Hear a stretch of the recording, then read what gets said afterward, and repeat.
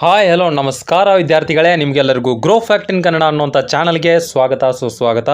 ಹೌದು ವಿದ್ಯಾರ್ಥಿಗಳೇ, ಬಹಳಷ್ಟು ವಿದ್ಯಾರ್ಥಿಗಳ ಬೇಡಿಕೆಯಿಂದಾಗಿ ಅಂದರೆ ನಾನು ಅಗ್ರಿಕಲ್ಚರ್ ಪ್ರಾಕ್ಟಿಕಲ್ ಎಕ್ಸಾಮ್ನ ಕೆಲವು ಪಾರ್ಟ್ಸ್ಗಳನ್ನು ಮಾಡಿದ್ದೆ. ಏಕದಳ ಧಾನ್ಯಗಳಾಗಿರ್ಬೋದು, ಹಾಗೂ ಕೆಲವು ಸ್ಪೆಸಿಮನ್ಗಳಾಗಿರ್ಬೋದು, ಹಾಗೂ ಕೆಲವು ಪ್ರಾಣಿಗಳ ಹಾಗೂ ಕೆಲವು ಮೀನುಗಳು ಯಾವ ರೀತಿಯಾಗಿ ನಾವು ಐಡೆಂಟಿಫೈ ಮಾಡಬೇಕು, ಹಾಗೂ ಯಾವ ರೀತಿಯಾಗಿ ನಾವು ಪ್ರಾಕ್ಟಿಕಲ್ ಎಕ್ಸಾಮ್ನಲ್ಲಿ 200 ಅಂಕಗಳಿಗೆ 200 ಅಂಕಗಳನ್ನು ಯಾವ ರೀತಿಯಾಗಿ ಪಡೆದುಕೊಳ್ಬೇಕು ಅನ್ನೋದನ್ನ ಬಗ್ಗೆ ನಾನು ಹೋದ ಸಾರ್ತಿ ವಿಡಿಯೋನ ಮಾಡಿರೋ ಮೂಲಕ ಎಲ್ಲ ವಿದ್ಯಾರ್ಥಿಗಳಿಗೆ ಹೆಲ್ಪ್ ಮಾಡಿದ್ದೆ. ಹಾಗೂ ಆ ಎಲ್ಲ ವಿದ್ಯಾರ್ಥಿಗಳು ನನಗೆ ಸ್ಕ್ರೀನ್ಶಾಟನ್ನು ಕಳಿಸಿ ನಿಮ್ಮ ವಿಡಿಯೋ ಬಹಳ ಚೆನ್ನಾಗಿ ಮೂಡಿ ಬಂದಿತ್ತು, ಅದಕ್ಕೋಸ್ಕರ ನನಗೆ ತುಂಬ ಹೆಲ್ಪ್ ಆಗಿದೆ, ನಾನು ಅದರಲ್ಲಿ ಸೆಲೆಕ್ಟ್ ಕೂಡ ಆಗಿದ್ದೀನಿ ಅಂತ ಭಾಳಷ್ಟು ಜನ ಹಾಕಿದ್ರು. ನನಗೆ ಬಹಳ ಅಂದರೆ ಭಾಳ ಖುಷಿ ಆಯಿತು. ಅದಕ್ಕೋಸ್ಕರ ಅದರಲ್ಲಿ ಕೆಲವು ಟಾಪಿಕ್ಸ್ಗಳನ್ನು ನಾನು ಕವರ್ ಮಾಡಿರಲಿಲ್ಲ, ಆ ಟಾಪಿಕ್ಸ್ಗಳನ್ನು ಈಗ ಕವರ್ ಮಾಡ್ತಾ ಇದ್ದೀನಿ. ಹಾಗೂ ಅಪ್ಡೇಟ್ ಆದಂತಹ ಸ್ಪೆಸಿಮನ್ಗಳಾಗಿರ್ಬೋದು ಅಥವಾ ಧಾನ್ಯಗಳು ಅಥವಾ ಪ್ರಾಣಿಗಳು ಏನೇ ಇರಲಿ, ಆ ಪ್ರಾಕ್ಟಿಕಲ್ ಎಕ್ಸಾಮ್ನಲ್ಲಿ ಏನು ಇಂಪಾರ್ಟೆಂಟ್ ಆಗಿ ಬರ್ತಾವಲ್ಲ ಅವುಗಳನ್ನು ಈಗ ನಾನು ಮತ್ತೆ ಶುರು ಮಾಡ್ತಾ ಇದ್ದೀನಿ. ಯಾಕಂದರೆ ಈಗ ಮತ್ತೆ ಪ್ರಾಕ್ಟಿಕಲ್ ಎಕ್ಸಾಮ್ ಈ ವರ್ಷ ನಡೆಯಲಿದ್ದು, ಅದು ಮತ್ತೆ ಈ ವಿದ್ಯಾರ್ಥಿಗಳಿಗೆ, ಈ ವರ್ಷದ ವಿದ್ಯಾರ್ಥಿಗಳಿಗೆ ಯಾರು ಅಟೆಂಡ್ ಮಾಡ್ತಾರೆ ಅವ್ರಿಗೆ ಹೆಲ್ಪ್ ಆಗಲಿ ಅಂತ ಮಾಡ್ತಾ ಇದ್ದೀನಿ. ನೋಡಿ ವಿದ್ಯಾರ್ಥಿಗಳೇ, ನೀವು ನಮ್ಮ ಚಾನಲ್ಗೆ ಮೊದಲಾಗಿ ಬಂದಿದ್ದರೆ ದಯವಿಟ್ಟು ಸಬ್ಸ್ಕ್ರೈಬ್ ಮಾಡಿ, ಯಾಕಂದರೆ ಇದೇ ರೀತಿಯಾದಂಥ ವಿಡಿಯೋಗಳನ್ನು ಮಾಡೋದಕ್ಕೆ ಹೆಲ್ಪ್ ಆಗುತ್ತೆ. ಹಾಗೂ ಕಮೆಂಟ್ ಬಾಕ್ಸ್ನಲ್ಲಿ ತಿಳಿಸಿ ವಿಡಿಯೋ ಹೆಲ್ಪ್ಫುಲ್ ಆಗಿದೆಯೋ ಇಲ್ಲೋ ಅಂತನ. ಹಾಗೂ ನಿಮಗೆ ಫುಲ್ ಇದ್ರ ಬಗ್ಗೆ ನೀವು ಅಗ್ರಿಕಲ್ಚರ್ ಪ್ರಾಕ್ಟಿಕಲ್ ಎಕ್ಸಾಮ್ನಲ್ಲಿ ಒಳ್ಳೆಯ ಅಂಕಗಳನ್ನು ತೆಗೆದುಕೊಳ್ಬೇಕು ಅಂತ ನಿಮ್ಮದು ಇದ್ದರೆ ನಮ್ಮದು ಟೆಲಿಗ್ರಾಮ್ ಚಾನಲ್ ಇದೆ, ಡಿಸ್ಕ್ರಿಪ್ಷನಲ್ಲಿ ಲಿಂಕ್ ಹಾಕಿದ್ದೀನಿ. ಆ ಟೆಲಿಗ್ರಾಮ್ ಚಾನಲ್ಗೆ ಲಿಂಕ್ನಲ್ಲಿ ಕ್ಲಿಕ್ ಮಾಡುವ ಮೂಲಕ ಜಾಯಿನ್ ಆದರೆ ಸಾಕು. ಅಲ್ಲಿ ಕ್ವಿಝಸ್ಗಳು ಬರುತ್ತೆ, ಹಾಗೂ ವಿಡಿಯೋಗಳನ್ನು ಅಪ್ಲೋಡ್ ಮಾಡಿದಾಗ ಲೇಟೆಸ್ಟಾಗಿ ಅಪ್ಡೇಟ್ ಬರುತ್ತೆ. ಹಾಗೂ ಏನೇ ಡೌಟ್ಸ್ ಇರಲಿ ಅಗ್ರಿಕಲ್ಚರ್ ಪ್ರಾಕ್ಟಿಕಲ್ದು ಎಲ್ಲ ಕೂಡ ಅಲ್ಲಿ ಬರುತ್ತೆ. ಹಾಗೂ ಯಾವುದೇ ರೀತಿಯಾಗಿ ಸಮಯವನ್ನು ವ್ಯರ್ಥವನ್ನು ಮಾಡದೆ ನಾವು ಮತ್ತೊಮ್ಮೆ ನಮ್ಮ ಏನು ಅಪ್ಡೇಟೆಡ್ ವರ್ಷನ್ನ ಪ್ರಾಕ್ಟಿಕಲ್ ಎಕ್ಸಾಮ್ನ ಪ್ರಿಪ್ರೇಷನ್ನ ಸ್ಟಾರ್ಟ್ ಮಾಡೋಣ. ನೋಡಿ ವಿದ್ಯಾರ್ಥಿಗಳೇ, ಮೊದಲನೇದಾಗಿ ನಿಮಗೆ ಹೇಳೋದಾದರೆ ನಾನು ಈಗ ಹೇಳುತ್ತೇನೆಂದರೆ ದ್ವಿದಳ ಧಾನ್ಯಗಳು ಅಂದರೆ ಪಲ್ಸಸ್ ಅಂತ ಕರೀತಾರೆ ಇಂಗ್ಲೀಷ್ನಲ್ಲಿ. ಏಕದಳ ಧಾನ್ಯಗಳಾಗಿರ್ಬೋದು, ದ್ವಿದಳ ಧಾನ್ಯಗಳಾಗಿರ್ಬೋದು, ಪಲ್ಸಸ್ ಅಂತ ಕರೀತಾರೆ. ನೋಡಿ ಪ್ರಾಕ್ಟಿಕಲ್ ಎಕ್ಸಾಮ್ ನಾನು ಇನ್ನೊಮ್ಮೆ ಹೇಳ್ತೀನಿ, ಕನ್ನಡ ಹಾಗೂ ಇಂಗ್ಲೀಷ್ ಲ್ಯಾಂಗ್ವೇಜ್ನಲ್ಲಿ ಎರಡೂರಲ್ಲಿ ಇರುತ್ತೆ. ನೀವು ಯಾವುದೋ ಒಂದನ್ನು ತಿಳ್ಕೊಂಡು ಹೋದರೆ ಒಳ್ಳೆಯದು. ಅಂದರೆ ನಿಮಗೆ ಕನ್ನಡ ಲ್ಯಾಂಗ್ವೇಜ್ ನಮಗೆ ಈಸಿ ಆಗುತ್ತೆ ಸರ್ ಅಂದರೆ ನೀವು ಅದೇ ಲ್ಯಾಂಗ್ವೇಜ್ನಲ್ಲಿ ನೋಡ್ಕೊಂಡು ಹೋಗ್ಬೋದು. ಇಂಗ್ಲೀಷ್ನಲ್ಲಿ ಕೂಡ ಕೆಲವು ಸೀಟ್ಸ್ಗಳನ್ನು ನೀವು ನೋಡ್ಕೊಂಡು ಹೋದರೆ ಒಳ್ಳೆಯದು, ಯಾಕಂದರೆ ಅದು ಕೂಡ ನಿಮಗೆ ಹೆಲ್ಪ್ ಆಗುತ್ತೆ. ಆಪ್ಷನ್ನಲ್ಲಿ 2 ಆಪ್ಷನ್ಗಳು ಇರುತ್ತೆ, ಕನ್ನಡ ಹಾಗೂ ಇಂಗ್ಲೀಷ್.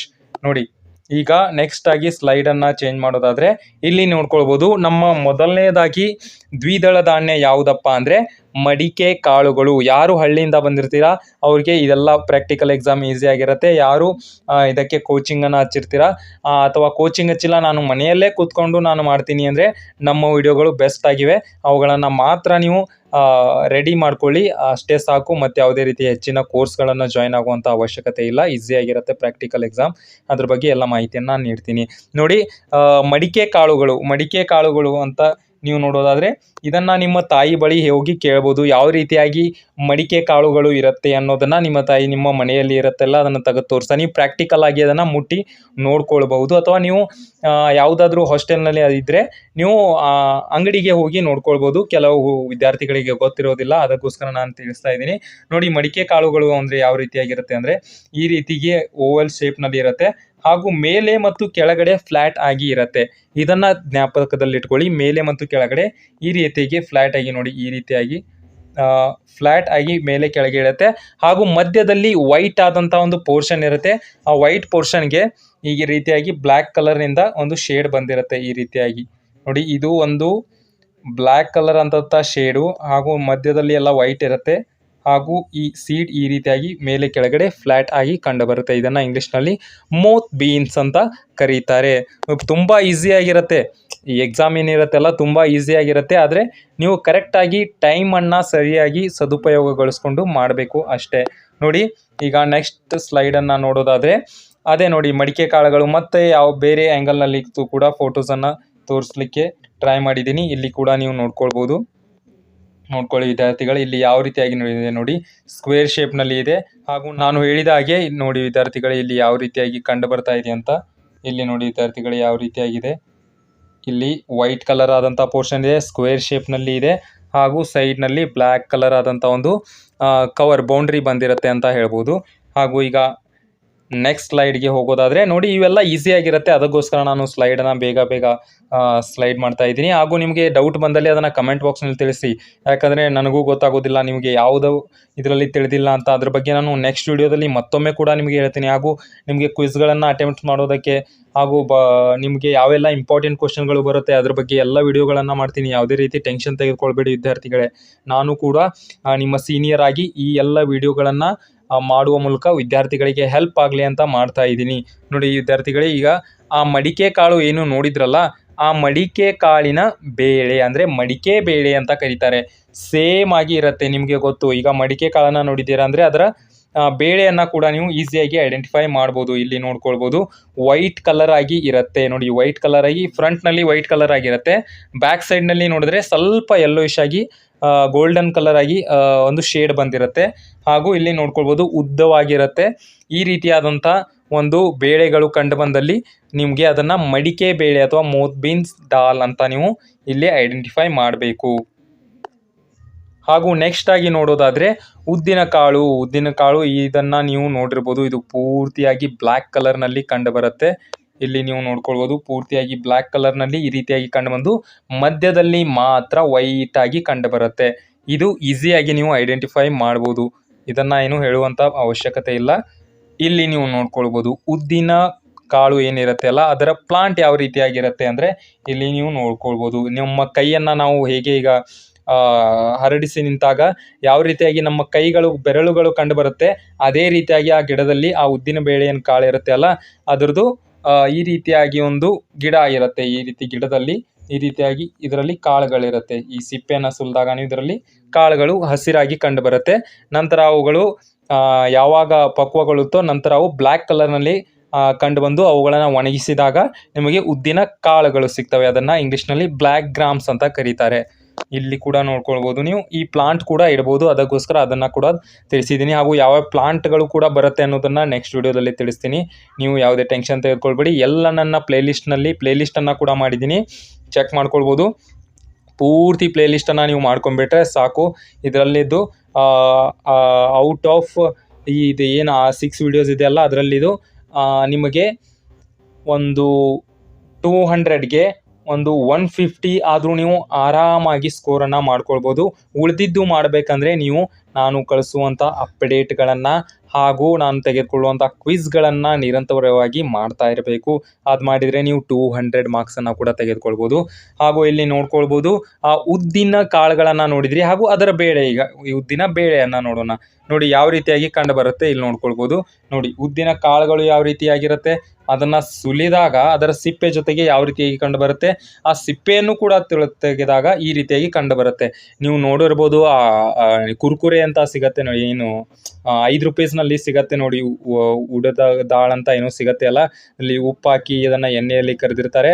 ಬೇಳೆ ಅಂತ ತಿಂತೀವಲ್ಲ ನಾವು, ಅದು ಕೂಡ ಸೇಮ್ ಉದ್ದಿನ ಬೇಳೆ ಕೂಡ ಇರುತ್ತೆ. ಅದೇ ಉದ್ದಿನ ಬೇಳೆಯನ್ನು ಅವರು ಎಣ್ಣೆಯಲ್ಲಿ ಕರೆದು ಆ ರೀತಿಯಾಗಿ ಹಾಕಿರ್ತಾರೆ. ಹಾಗೂ ಇಲ್ಲಿ ನೋಡ್ಕೊಳ್ಬೋದು, ಅದನ್ನು ಇನ್ನಷ್ಟು ಕ್ಲಿಯರಾಗಿ ಕಾಣುವ ರೀತಿಯಲ್ಲಿ ಇಲ್ಲಿ ತಿಳಿಸಿದ್ದೀನಿ. ನೋಡ್ಬೋದು, ಅದೇ ಕಾಳುಗಳನ್ನು ಒಡೆದಾಗ ಅದಾಗುವಂಥದ್ದೇ ಬೇಳೆ ಅಷ್ಟೇ. ಉದ್ದಿನ ಕಾಳು, ಅದನ್ನು ಒಡೆದಾಗ ಆಗುವಂಥದ್ದು ಬೇಳೆ. ಉದ್ದಿನ ಬೇಳೆ ಅಂತ ಕರೀತಾರೆ. ಇಂಗ್ಲೀಷ್ನಲ್ಲಿ ಬ್ಲ್ಯಾಕ್ ಗ್ರಾಮ್ ದಾಲ್ ಅಂತ ಕರೀತಾರೆ. ಹಾಗೂ ನೆಕ್ಸ್ಟ್ ಆಗಿ ನೋಡೋದಾದರೆ, ಇದು ಎಲ್ಲರಿಗೂ ಗೊತ್ತಿರಲೇಬೇಕಾದಂಥ ವಿಷಯ. ನಿಮ್ಮ ಮನೆಯಲ್ಲಿ ಮಾಡುವಂಥ ಏನು ಬೇಳೆ ಸಾಂಬಾರು ಇರುತ್ತೆ ಅಲ್ಲ, ಅದು ಇದೇ ಆ ಬೇಳೆ, ಅವರೇ ಬೇಳೆ ಅಂತ ಇದನ್ನು ಕರೀತಾರೆ. ನೋಡ್ಕೊಳ್ಬೋದು, ಅವರೇ ಬೇಳೆಯನ್ನು ಯಾವ ರೀತಿಯಾಗಿ ಐಡೆಂಟಿಫೈ ಮಾಡಬೇಕು ಅಂದರೆ ಇಲ್ಲಿ ನೋಡ್ಕೊಳ್ಬೋದು, ಈ ಅವರೇ ಬೇಳೆ ಅನ್ನುವಂಥದ್ದು ಈ ರೀತಿಯಾಗಿ ರೌಂಡಾಗಿ ಸ್ವಲ್ಪ ಇಲ್ಲಿ ಮೇಲ್ಗಡೆ ಸ್ವಲ್ಪ ಈ ರೀತಿ ಶ್ರಿಂಕ್ ಆಗಿ ನಂತರ ಈ ರೌಂಡ್ ರೀತಿಯಲ್ಲಿ ಇರುತ್ತೆ. ಕರೆಕ್ಟಾಗಿ ರೌಂಡಾಗಿ ಇರೋದಿಲ್ಲ, ನಾನು ಹೇಳಿದಾಗಿ ಇಲ್ಲಿ ಸ್ವಲ್ಪ ಪೋರ್ಷನ್ ಶ್ರಿಂಕ್ ಆಗಿರುತ್ತೆ. ಹಾಗೂ ಇದೇನು ಕಲರ್ ಇರುತ್ತೆ ಅಲ್ಲ, ಇಲ್ಲಿ ನೀವು ನೋಡ್ಕೊಳ್ಬೋದು ಯಾವ ರೀತಿಯಾಗಿ ಇದೆ ಅಂತ. ಯೆಲ್ಲೋ ಆಗಿ ಗೋಲ್ಡನ್ ರೀತಿಯಲ್ಲಿ ನೋಡಿ, ಈ ರೀತಿಯಾಗಿ ಗೋಲ್ಡನ್ನಲ್ಲಿ ಇರುತ್ತೆ. 2 ರೀತಿಯಾದಂಥ ಬೆಳೆಗಳು ಕಂಡು ಬರುತ್ತೆ. ಒಂದು ಪಾಲಿಷ್ ಮಾಡಿರ್ತಾರೆ ಹಾಗೂ ಇನ್ನೊಂದು ಪಾಲಿಷ್ ಮಾಡಿರೋದಿಲ್ಲ. ಯಾವುದು ಪಾಲಿಷ್ ಮಾಡಿರ್ತಾರೆ ಅವು ಶೈನ್ ಹೊಡೆಯುತ್ತೆ, ಆದರೆ ಕಲರ್ ಮಾತ್ರ ಸೇಮ್ ಆಗಿರುತ್ತೆ, ಗೋಲ್ಡನ್ ಕಲರ್ನಲ್ಲಿ ಕಂಡು ಬರುತ್ತೆ. ಇದು ನಿಮ್ಮ ಮನೆಯಲ್ಲಿ, ಎಲ್ಲರ ಮನೆಯಲ್ಲಿ ಸಿಗುವಂಥ ಬೇಳೆ ಆಗಿರುತ್ತೆ. ಇದನ್ನು ಕೂಡ ನೀವು ಮನೆಯಲ್ಲಿ ನಿಮ್ಮ ತಾಯಿಗೆ ಕೇಳಿ ಇದನ್ನು ಕೂಡ ನೋಡ್ಕೊಳ್ಬೋದು. ಹಾಗೂ ಅದರದ್ದು ಇನ್ನೊಂದು ಪಿಕ್ಚರ್ ಇದೆ ಇಲ್ಲಿ ಕೂಡ ನೋಡ್ಕೊಳ್ಬೋದು. ಈಸಿಯಾಗಿ ಇದು ಕಂಡು ಬರತಕ್ಕಂಥದ್ದು. ಇದ್ರ ಬಗ್ಗೆ ಹೆಚ್ಚಿನ ಎಕ್ಸ್ಪ್ಲನೇಷನ್ ಏನು ಹೇಳಬೇಕಾಗಿಲ್ಲ ಅಂತ ತಿಳ್ಕೊಳ್ತೀನಿ. ಹಾಗೂ ನೆಕ್ಸ್ಟ್ ಆಗಿ ನೋಡೋದಾದರೆ ಇಲ್ಲಿ ನೀವು ನೋಡ್ಕೊಳ್ಬೋದು, ಕಪ್ಪು ಅವರೆ ಕಾಳುಗಳು.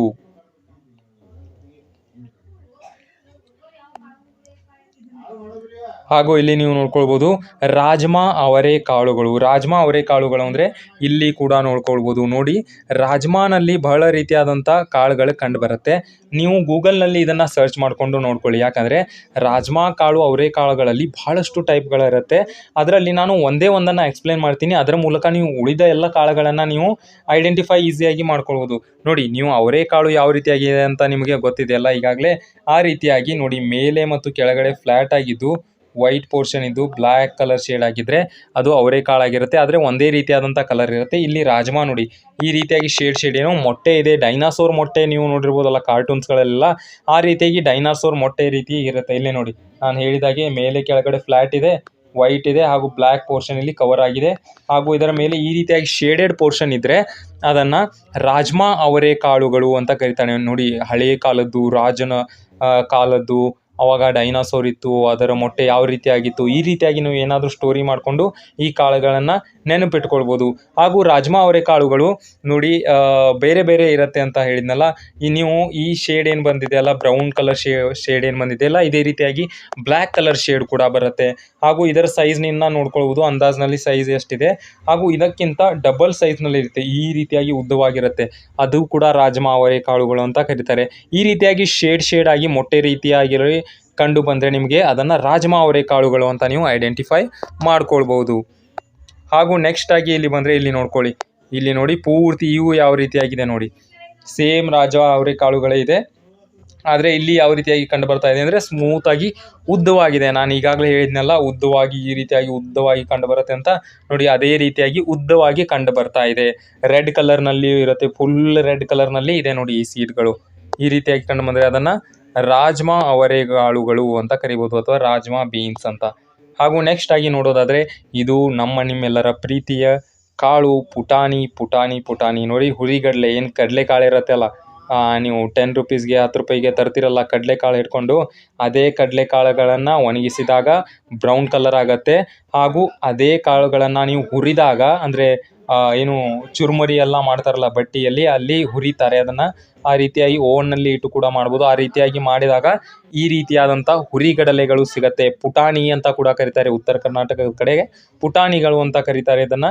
ಇದು ನಿಮಗೆಲ್ಲರಿಗೂ ಚಿರಪರಿಚಿತ ಅಂತ ಹೇಳ್ಬೋದು. ಇದನ್ನು ಇಂಗ್ಲೀಷ್ನಲ್ಲಿ ಪಫ್ಡ್ ಚನಾ ಅಂತ ಕರೀತಾರೆ. ನೋಡಿ, ಇಲ್ಲಿ ನೋಡ್ಕೊಳ್ಬೋದು, ಪುಟಾಣಿ ಹುರಿಗಡಲೆ ಅಂತ ಕರೀತಾರೆ. ಇದನ್ನು ಈಸಿಯಾಗಿ ಎಲ್ಲರೂ ಐಡೆಂಟಿಫೈ ಮಾಡ್ತಾರೆ. ಆದರೂ ಕೂಡ ನೋಡ್ಕೊಳ್ಳಿ, ಯಾವುದೇ ರೀತಿಯಾಗಿ ಇಗ್ನೋರೆನ್ಸ್ ಮಾಡಬೇಡಿ. ಅಲ್ಲಿ ಗೊತ್ತಾಗೋದಿಲ್ಲ ಬೇಳೆ ಯಾವುದು ಪುಟಾಣಿ ಯಾವುದು ಅನ್ನೋದೇ ಗೊತ್ತಾಗೋದಿಲ್ಲ.